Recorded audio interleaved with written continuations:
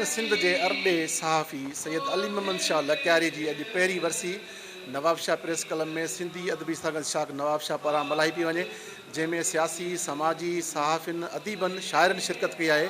अचो त संदन ॻाल्हि ॿोल कयूं। सैयद अली मोहम्मद शाह हिकिड़ो कमिटेड शख़्स हुयो ऐं हुनजी अवल आख़िर सिंध ई हुई ऐं हुनजो सॼो फोकस पंहिंजे जवानी खां वठी शागिर्द तहरीक खां वठी ऐं सिंध यूनिवर्सिटी ऐं सिंध जे मुख़्तलिफ़ जॻहियुनि ते जेको बि हुननि कमु कयो उहो सिंध खे ई हुननि अॻियां रखे कयो। जेका बि ज़्यादती पंहिंजे मुल्क में पंहिंजे देश में थी रही उनखे बग़ैर कंहिं ॿिए मिलावट जे ईमानदारीअ सां माण्हुनि ताईं मुंतक़िल कई ऐं उनजो इहो किरदारु तमामु वॾो आहे। साईं अली मोहम्मद शाह लक्यारीअ खे विछड़े अॼु पूरो साल थियो आहे। अॼु उनजी पहिरीं वरसी आहे, पर हक़ीक़त इहा आहे त दिलि इन शइ खे अञा ताईं तस्लीम न करे सघी आहे त हू असां खां हमेशह जे लाइ विछड़ी वियो आहे। गाहे गा फ़िराक जा कया धारो धार वारी कैफ़ियत खां पोइ जॾहिं जर्नलिज़म में आयो त उन में बि ख़ासि तौर ते जेके स्टोरीज़ हिन डेवलप कयूं, इन्वेस्टिगेटिव जर्नलिज़म, उहो ॾाढो सुठो कमु हो।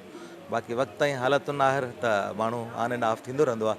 बहरहाल बहसियत मजमूई उनजो किरदारु ॾाढो पॉज़िटिव हो। यकीनन तौर ते अहिड़ा अज़ीम इंसान तारीख़ जे अंदरि घटि पैदा थींदा आहिनि ऐं सदियुनि में अहिड़ा माण्हू पैदा थींदा आहिनि। साईं अली मोहम्मद शाह जो किरदारु यकीनन तौर ते सहाफ़त खां वठी सियासी ऐं समाजी हवाले सां खां वठी तमामु हिकिड़ो नुमाया किरदारु आहे, हिकिड़ो मुनफ़रद किरदारु आहे। 47 सालनि में जेका हुन सां असांजो उथण वेहण रहियो आहे ऐं मुख़्तलिफ़ हवाले सां शागिर्दी वारे दौर खां वठी वेंदे आख़िरी सहाफ़त वारे दौर ताईं, या जंहिं ज़माने में शागिर्द लीडर हुयो, को परस्त हुयो, जेल हुन खाधा, त उन दौरान बि असांजो हुन सां साथ रहियो आहे।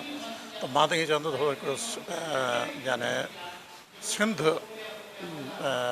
परस्त माण्हू हुयो ऐं सिंध दोस्त माण्हू हुयो ऐं मां चवंदा ॿियनि लफ़्ज़नि में हिकिड़ी सिंध गीर शख़्सियत हुयो। प्रोग्राम में शिरकत थियण माण्हुनि जूं ॻाल्हियूं ॿुधियूं। उन चवण त सैयद अली मोहम्मद शाह लक्यारी सदाईं मज़लूम माण्हुनि जे आवाज़ खे आला ऐवाननि ते पहुचायो ऐं उन सदाईं पोरियत तबिके जी सहाफ़त कई। कैमरामैन मोहम्मद आज़म भट्टी सां गॾु रहीम लाशारी, अवामी आवाज़ TV, नवाबशाह। विज़िट कयो अवामी आवाज़ मीडिया ग्रुप जी वेबसाइट awamiawaz.pk।